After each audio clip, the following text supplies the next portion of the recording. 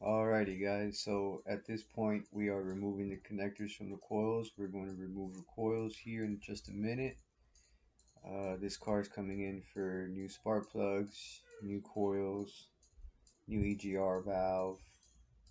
It's throwing a bunch of codes after doing some testing. The EGR valve is bad. It's got a misfire, a random misfire at that. Does not tell us exactly what cylinder is misfiring. So customer went ahead and just purchased all the coils. That's what we'll be doing now, is just removing these and putting all new coils with new spark plugs.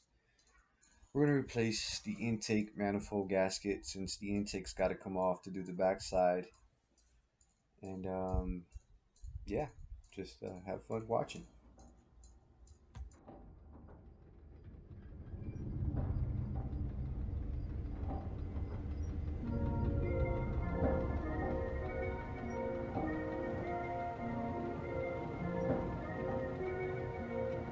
Lil CC on the beat. Yeah. I mean, where the fuck should I really even start? I got hoes that I'm keeping in the dark. I got my niggas cross the street living large. Thinking back to the fact that they dead, thought my raps wasn't facts till they sat with the bars. I got two phones, one need a charge. Yeah, they twins, I could tell they ass apart. I got big packs coming on the way. I got big stacks coming out to save. I got Lil Max with me, he the wave. It's a big gap between us and the game. In the next life, I'm trying to stay paid. When I die, put my money in the grave. When I die, put my money in the grave. I really gotta put a couple niggas in their place. Really just lapped every nigga in a race. I really might tap realest nigga on my face. Lil CC, let it slap with the bass. I used to save hoes with a mask in a cave. Now I'm like, nah, love, I'm good, go away. Ain't about to die with no money I done gave you. I was on top when that shit meant a lot. Still on top like I'm scared of the drop.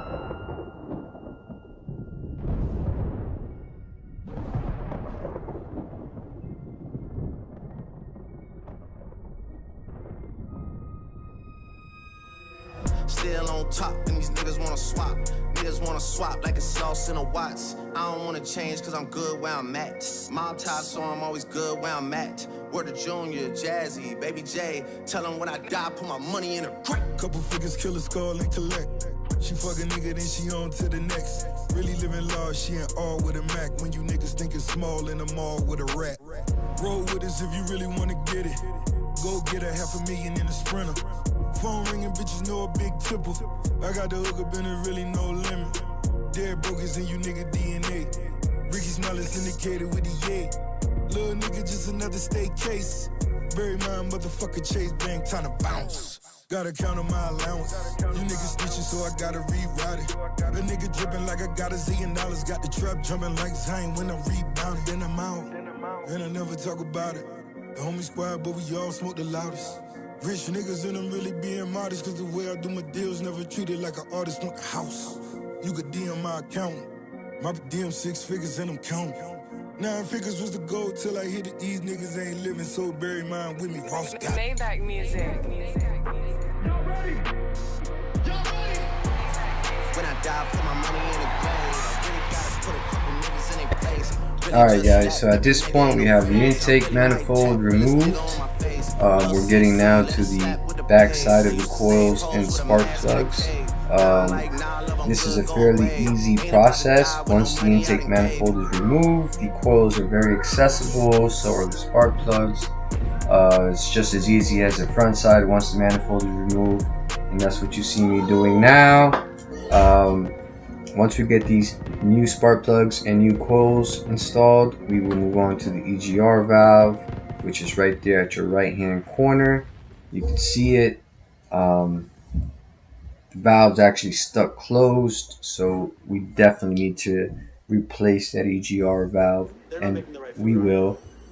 During this process of removing the coils, the cylinder number 6, I believe, the spark plug boot got stuck and the coil came off, but the boot stayed on. I went through a little bit of trouble getting the boot off, but after a little bit of struggling and persuasive ways of mine, I ended up removing it, and we proceeded with the process of removing it and installing the new coils and new spark plugs and all that good stuff.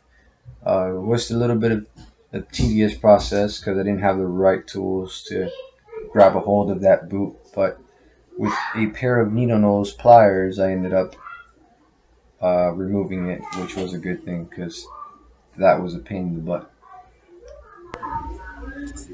Okay, so here we are going through this issue. I'm picking at the boot as best way as I can to try to pull it out of that spark plug. Struggled a little bit, but after this try here, I think I actually get a good grip on it and pulled it out. There you go, see? It's out. Now we can go ahead and finish removing the spark plugs on that side, put the new spark plugs in, put the new coils in. What you see me doing here now is just, just kind of cleaning where the manifold is going to sit.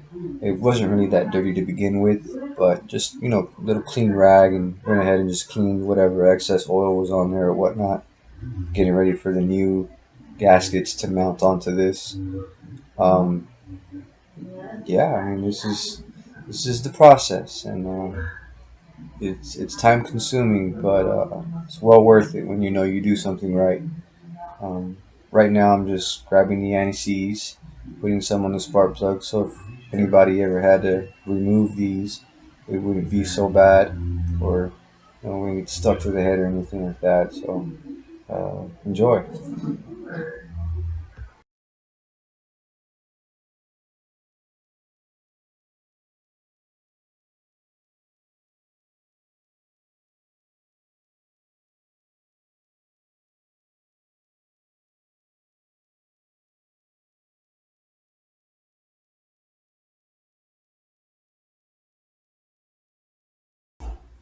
All right, so now we're just putting some anti-seize on the spark plugs. I like to do this to every job I do where I do spark plugs. I put a little bit of anti-seize on there. That way, whoever and whenever the spark plugs have to come back out, they won't be seized and they won't be too tight into the cylinder head. Um, this is what I'm doing now. Just making sure those spark plugs are in there correctly. And then I'll be installing the new ignition coils right after that. And we'll proceed with the rest of what we're doing. So now we're just finishing removing the spark plugs from bank 1. They're obviously the easiest ones to remove, so that's what we're doing now. We're just removing the... Actually, no, I'm sorry. We're tightening the spark plugs. We've already removed the spark plugs. We're putting new ones in. We're just tightening them up, and now we're putting the coil packs in, and we're tightening those. We're tightening those down with the 10mm screws that they take. Once we got these 3 into the first bank, then we're going to move to the back side, and I believe those spark plugs are already tightened. If not, I'm going to make sure they are, and then we are going to put those coil packs on so we can get ready to install our intake manifold and finish this repair job. Great, so at this point we're finishing up bank 1. I've just finished installing the coils and the connectors on bank 1. All the coils are connected. I'm working on bank 2 at the moment. I am making sure these spark plugs are threaded down correctly, and then I will be installing the ignition coils one by one. These are fairly easy to go in. You have to literally just bring it down the cylinder wall and tighten them down, and they will hug the spark plug once you tighten them down, and you'll have a great connection. That's never been an issue for me. I mean, it's very straightforward. Changing ignition coils is one of the easiest things you can do. In my opinion, they're easier than changing spark plug wires. So at this point, we've got it all done.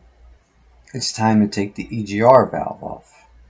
Now, this may seem a little easier to you, maybe, but it was actually very difficult because it was not bolted down to anything like the intake manifold at the time. So I actually had to hold one side of the EGR valve and try to figure out a way I can break that nut loose, which was very rusted, very seized into the EGR valve.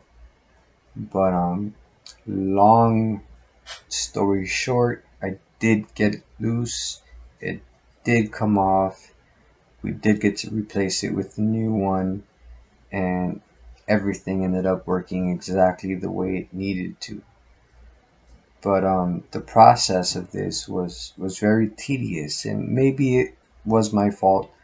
Maybe I skipped a step and did not do what I was supposed to. Maybe I should have loosened this bolt at the bottom, or this line that went to the EGR valve while it was bolted to the intake. But I felt I had no space for that, so therefore I had to do it once the manifold was off. But it wasn't too bad. I got it off, as you guys can see. I didn't mess anything up. Didn't, strip the bolt or anything. So here we are putting on the new EGR valve and getting ready for the installation of the intake manifold. That way we can get everything situated and bolted back up and get this car up and running again, because that is our main concern. So let's see where we get at. Okay, so at this point we have the new EGR valve installed. I'm staring down at the belt, trying to figure out how I'm going to get a new serpentine belt on there, because the one it had was completely bad. But that was done, no issues. Now we're just skipping on a few steps because I just felt the video would be boring. We have the intake manifold on, new gaskets on. As you can see at this moment, I'm putting the throttle body on. I had to take that off, and I was just bolting it back on. Now I'm trying to figure out how everything else goes, as far as the intake, where all the hoses go to, where everything I took off goes back into place. Was not that difficult. There was not that many wires, not that many hoses to hook back up, so it was fairly simple. At this point, as soon as I'm done with this, the car actually started right back up, and it was perfect. I mean, it was idling great, it was working. Never mind the mount that you see that's missing a bushing. In a later video, I have that coming up. I replaced that mount, but this video was just about getting done what was getting done to the car and starting it. I'm really new into this whole video editing stuff, so I didn't know exactly how to edit the audio to let you guys hear the car start. But I'm getting to that, trust me. In the later videos, you guys will see that I will get better, and I will show you guys more of what you want to see. But in the end of this video, the car does definitely start and idles beautifully, and the car actually ran really good. Other than that mount being very bad and the motor shifting every time the car would shift gears, other than that, it was steady. It had a steady idle. It had no more misfires, and the car was great. So, yeah. I mean, thank you guys for watching. I'll keep you updated for any other videos coming after this. But in this particular moment, picture the car being on, because exactly that's what it was. I just haven't figured out the audio yet, but I will, guys. Thank you for watching. Subscribe. Thank you.